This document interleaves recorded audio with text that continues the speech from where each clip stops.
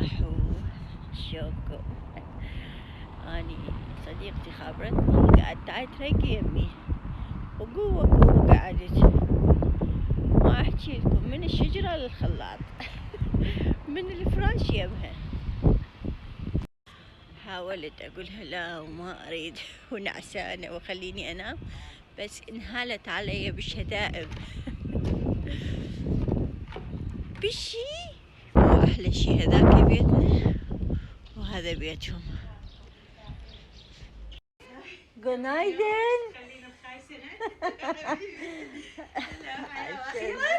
قلبي انزرع حبيبتي. حياتي وش ضعفانه تقول لي ترني على جوي لميتك كلش. غير هذا الريوق الزين علي يبكي غير. اهم شي القهوه مالتي. يا عيني خليها ما شاء الله وياهم زينه رايحات جايه. دينا ليش نقرتي خبزتي؟ انتي لو وصال. لا انا ما جزت هاي خبزتي نفسي. لا هني هنا نص انتي نقرتي. اليوم اكلت اكل مو طبيعي. كل يوم اني اتريق ساعه واحدة تقريبا واكل زلاطه، بس اليوم خبزتين.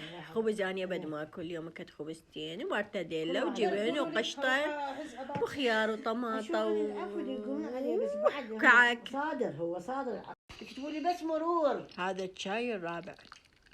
تفتهمي دا اقول لك اني افتهمي يا دنيا افتهمي. دماغ شنو هذا؟ ماما تشربين قهوه؟ طبعا هو المفروض هالقد يصبون، بس اني ما اقدر الا هيجي. يسموا هذا علكي المخبل ترس حلقه. شوفوا امي شو موصيه من العراق. هاي ايام المراهقه كنت يا دوب اخلي منها. ليلي امي وصي كوكو شانيل، وصي الي صعب. انا هسه اريد اللي صعب من يجيب لي. نديمك لو جديدك اغناك. وينك احلى من القديم. تعرفين بمن ذكرني؟ مروان. ابو الاكسسوارات كان اسمه مروان بسوق رجب. هناك ببغداد. عن نقاط يطلع لك مشاركه تربين. دينا قهوتي شوي خفيفه اليوم. وين رحتي؟ بعد ايش بعد ما شربتيها كلها. هسه نقوم شويه نلبخ حتى نروح للشغل. وتوكلت على الله ورايحه للشغل. وهذا كان فلوق سريع وبسيط.